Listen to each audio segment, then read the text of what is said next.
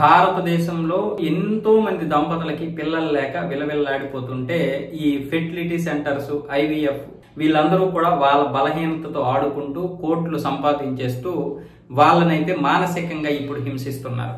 వాస్తవానికి ఐవీఎఫ్, ఈ సరోగసి అంటే ఏంటంటే అద్దె కడుపులు వీళ్ళ యొక్క పిల్లలు పెరగడం. అంటే మగవాడి స్పెర్ము మహిళ యొక్క అండాన్ని తీసి వేరే అద్దె గర్భంలో వేసి దాన్ని అయితే అభివృద్ధి చేస్తారు. సేమ్ మన కడుపులో పెరగాల్సినటువంటి బిడ్డ మన యొక్క స్పెర్మ్తోని అండంతోని వేరే వాళ్ళ కడుపులో అద్దె గర్భంలో పెరుగుతారనమాట.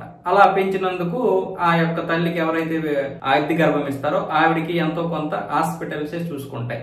అయితే ఇలాంటిది ఒక పద్ధతి ఉంది, మంచిదే కదా. మన స్పెర్మ్ సంబంధించినటువంటి మన సంతానమే, మన లెగసే కాబట్టి ఏ ఇబ్బంది లేదు. దానివల్ల మనకి పిల్లలు పుట్టకపోయినా, మన గర్భం పనిచేయకపోయినా అండం పనిచేస్తుంది కాబట్టి ఆ పిల్లలు మనకి సంబంధించినటువంటి వారే. అంటే మొత్తం కూడా అంటే కేవలం పెరగడమే వేరే గర్భంలో తప్ప దాని యొక్క సంబంధించినటువంటి ఈ డిఎన్ఏ అంతా మందే కాబట్టి, జీన్స్ అంతా మందే కాబట్టి వాళ్ళు మన పిల్లలుగా చూసుకుంటాం. కానీ ఈ సృష్టి ఫెర్టిలిటీ అలాగే మరికొన్ని సెంటర్లు, సరోగసి పేరుతో నడుపుతున్నటువంటి ఈ సెంటర్లను ఏం చేస్తున్నాయి అంటే ఇలాంటి స్పెర్మ్లు పనిచేయనటువంటి వారికి అలాగే అండాలు కూడా పనిచేయనటువంటి వారి మహిళల దగ్గర, అంటే ఈ దంపతుల దగ్గర తీసుకొని అవి పనిచేయవు, మీకు ఇంకా ఈ విధంగా అయితే పిల్లలు పుట్టరు, వేరే విధంగా మీరు దత్తత తీసుకోవడము లేకపోతే వేరే వాళ్ళ పిల్లలు అంటే వేరే వారి యొక్క స్పెర్మ్తో పుట్టినటువంటి పిల్లలు మీరు తీసుకోండి అంటే వాళ్ళు ఒప్పుకోరు. కాబట్టి ఈ యొక్క స్పెర్మ్ వీళ్ళు తీసుకున్నట్లుగా నటిస్తారు, తీసుకుంటారు. అమ్మాయిల దగ్గర అండాలు తీసుకుంటారు, పురుషుల దగ్గర ఏమొచ్చేసి స్పెర్మ్ తీసుకుంటారు. కానీ వీళ్ళు కాదు, అవి వేరే వాళ్ళ యొక్క స్పెర్మ్ తోటి వేరే వాళ్ళ యొక్క అండంతో సంబంధించినటువంటి పిల్లల్ని వేరే గర్భంలో పెంచి వీళ్ళకేమో వచ్చేసి అప్పచెప్తారనమాట. పోనీ అలా చేస్తుందా ఈ సృష్టి ఫెర్టిలిటీ? అస్సాంలో ఉన్నటువంటి రోహింగ్యా ముస్లిం దగ్గర చిన్న చిన్న పిల్లలు ఉంటారు కదా, వాళ్ళు 3-4 పెళ్లిళ్ళు చేసుకుని వాళ్ళు ఏమొచ్చేసి 5-6 మంది పిల్లల్ని 7-8 మంది పిల్లలు కంటారు. అందులో ముద్దుగా బొద్దుగా ఉన్నటువంటి పిల్లలకి ఒక 80,000కో 90,000కో లక్షకో అమ్మేస్తుంటారు. వాళ్ళకి ఇచ్చేది ఎంత అంటే 50,000 60,000. కానీ ఈ దళారులు మళ్ళీ ₹1,00,000 వీళ్ళ దగ్గర తీసుకుంటారు, హాస్పిటల్ వారి దగ్గర, లేదా 2 లక్షలు తీసుకుంటారు. వాళ్ళకి 1 లక్ష ఇస్తారు, వీళ్ళు 1 లక్ష తీసుకుంటారు. ఈ ఫెర్టిలిటీ సెంటర్స్ ఏం చేస్తాయి అంటే ఇదిగో మీ బిడ్డ పెరుగుతున్నాడని 9 నెలలుగా అది ఇది టర్రు బుర్రు చెప్తుంటారు అనమాట.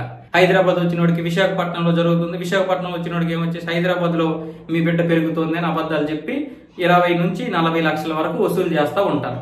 ఇంకా ఈ ప్రాసెస్ మధ్యలో బిడ్డకి అది జరిగింది ఇది జరిగిందంటూ ఇంకా ఎక్స్ట్రాలు కూడా తీసుకుంటారు. ఇప్పుడు డాక్టర్ నమ్రత, ఈ ఆమె కొడుకు వీళ్ళందరూ చేసింది అదే.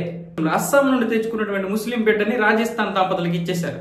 డిఎన్ఏ వీళ్ళని ఏదో మొత్తానికి డౌట్ వచ్చింది, అబ్బాయి ఏమొచ్చేసి మా పోలికలతో లేడు, తండ్రి పోలికలు లేవు, తల్లి పోలికలు లేవు, పోనీ ఇటు నుంచి మేనత్త పోలికలు లేవు, ఏ కుటుంబ సభ్యుల్లో ఎవరి పోలికలు లేవని వాళ్ళకి డౌట్ వచ్చి డిఎన్ఏ పరీక్ష చేశారు ఢిల్లీలో.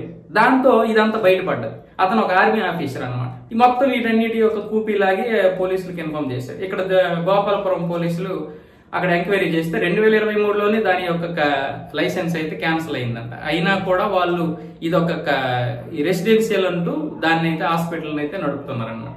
ఒక్క విశాఖపట్నంలోనే కాదు, హైదరాబాద్, విజయవాడ, చెన్నై, సికింద్రాబాద్ అన్ని ప్రాంతాల్లో కూడా వీళ్ళు ఈ యొక్క సెంటర్లు నడిపిస్తున్నారంటే ఎన్ని కోట్లు దన్నుకుంటున్నారో అర్థం చేసుకోండి. అంటే పిల్లలు లేక అంతమంది ఇదైపోతున్నారు అనమాట. ఇప్పుడేమో ఇది బయటపడడం వల్ల వాళ్ళ యొక్క పిల్లలు ఇంతకుముందు తీసుకున్నటువంటి వారు ఎంత మానసిక వేదనకు గురవుతారు.